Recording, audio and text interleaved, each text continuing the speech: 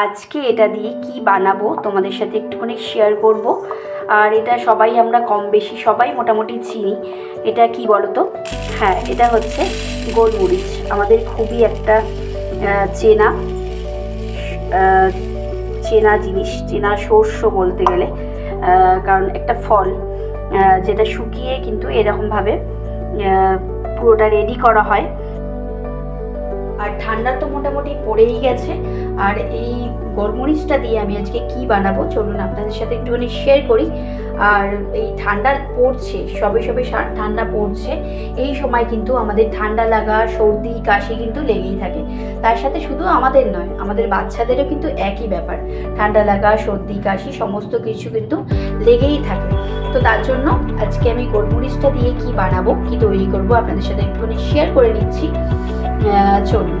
আর আপনারা খুব ভালো করেই জানেন যে আমরা যদি প্রতিনিয়ত একটু গোলমরিচ আর তার সাথে যদি একটু হলুদ আর একটুখানি মধু যদি প্রতিনিয়ত যদি আমরা সকালবেলা পান করে থাকি একটু উষ্ণ গরম জলে, তাহলে কিন্তু ভীষণ উপকার দেয়।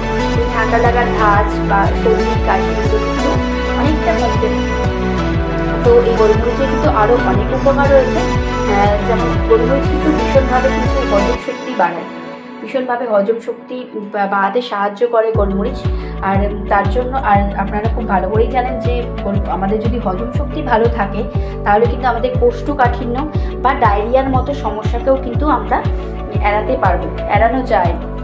আর গোলমরিচে কিন্তু আরও উপকার রয়েছে। যারা কিনা ভীষণভাবে ধূমপান করেন, ভীষণ অতিরিক্ত পরিমাণে যারা ধূমপান করেন, তারা কিন্তু গোলমরিচের যে তেল রয়েছে সেই তেল কিন্তু আপনারা প্রতিনিয়ত খেতে পারেন, বা আপনারা ডাইরেক্টলি এই গোলমরিচের গুঁড়ো কিন্তু আপনারা খেতে পারেন। তো তাহলে কি হবে যে আপনাদের যে প্রবণতাটা থাকে, যে ভীষণ অতিরিক্ত পরিমাণে যে ধূমপানের যে অভ্যেসটা থাকে, সেই অভ্যেসটা কিন্তু আস্তে আস্তে কমতে থাকে। এই অভ্যেসটা কিন্তু কমানোর জন্য কিন্তু গোলমরিচের ভীষণ বড় একটা অবদান রয়েছে ভীষণভাবে। তো আপনারা প্রতিনিয়ত কিন্তু যারা ধূমপান অতিরিক্ত পরিমাণে করেন, যদি আপনারা কমাতে চান বা কমাতে পারছেন না নিজেরা, তো প্রতিনিয়ত আপনারা গোলমরিচ খাবেন, তাহলে কিন্তু আপনাদের ধূমপানের যে অভ্যেসটা সেটা কিন্তু কমতে থাকবে। তো গোলমরিচ কিন্তু অনেক উপকারী একটা ফল, যেটা কিনা তারপরে এই সর্দি কাশি তো লেগেই রয়েছে, এগুলো তো সারাতে ভীষণভাবে সাহায্য করে। আর তার সাথে কিন্তু ভীষণভাবে চর্বি বা মেদ যদি বেশি থাকে, তাহলে কিন্তু প্রতিনিয়ত যদি গোলমরিচ খাওয়া যায় তাহলে কিন্তু ভীষণভাবে সেটারও কিন্তু ভীষণ উপকার দেয়। তো আমি গোলমরিচটা দিয়ে কী তৈরি করছি চলুন আপনাদের সাথে শেয়ার করছি।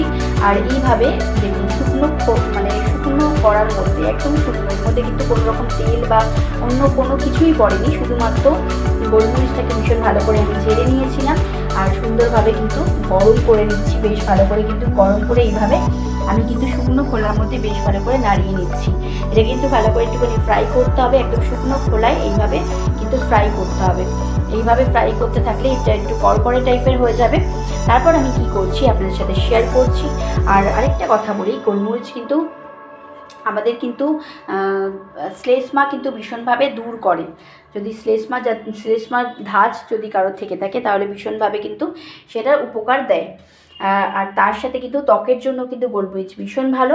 আর তার সাথে যদি পিগমেন্টেশনও যদি কারোর থেকে থাকে তাহলে কিন্তু ভীষণ উপকার দেয়। তো চলুন, ভিডিওটা অনেকটা বড় হয়ে গেছে, নেক্সট ভিডিওতে দেখাচ্ছি আমি কি করলাম। তো আজকের জন্য টাটা, সবাই ভালো থাকবেন, সুস্থ।